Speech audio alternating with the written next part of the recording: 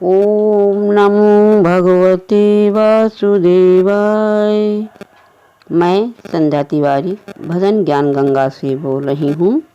आज मैं आपको एकादशी व्रत के बारे में बताऊंगी।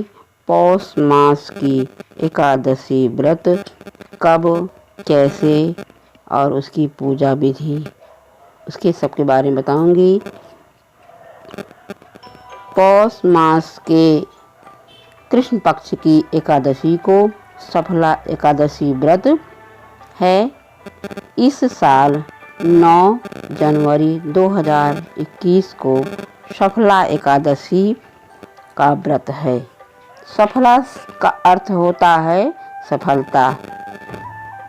मान्यता है कि इस एकादशी का व्रत करने से मनुष्य के सारे कार्य सफल हो जाते हैं, इसीलिए इसे सफला एकादशी कहा गया है। इस दिन भगवान अच्युत की पूजा की जाती है। भगवान अच्युत भगवान विष्णु के अवतार माने जाते हैं।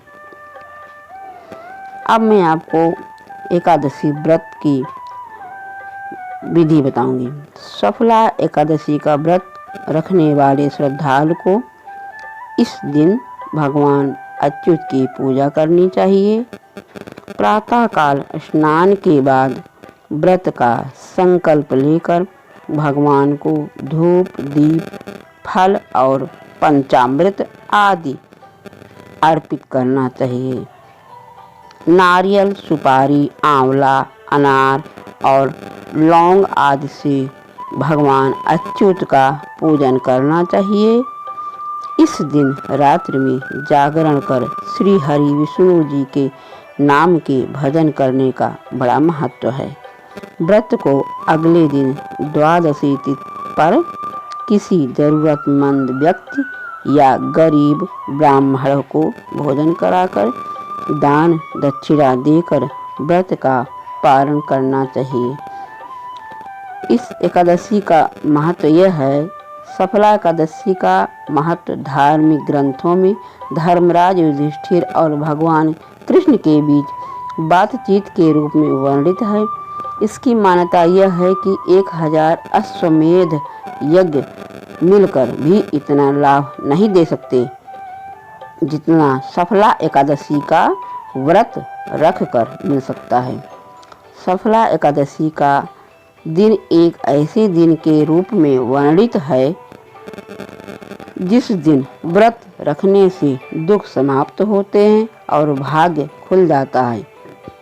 सफला एकादशी का व्रत रखने से व्यक्ति की सारी इच्छाएं और सपने पूर्ण होने में मदद मिलती हैं।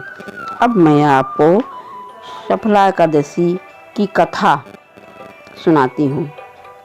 प्राचीन काल में चंपावती नगर में राजा महिष्मत नामक राजा राज करते थे। राजा के 4 पुत्र थे। उनमें ल्यूक बड़ा दुष्ट और पापी था। वह पिता के धन को कुकर्मों में नष्ट करता रहता था। एक दिन दुखी होकर राजा ने उसे देश से निकाला दे दिया, लेकिन फिर भी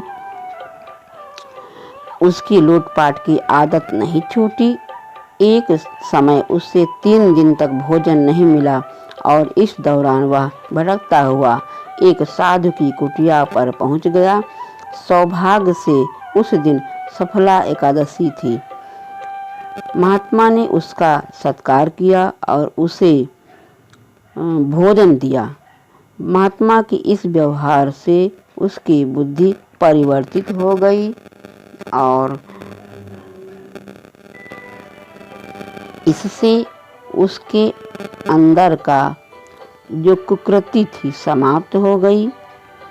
वह महात्मा के इस व्यवहार से उसकी बुद्धि में परिवर्तन होने के पश्चात वह साधु के चरणों में गिर पड़ा।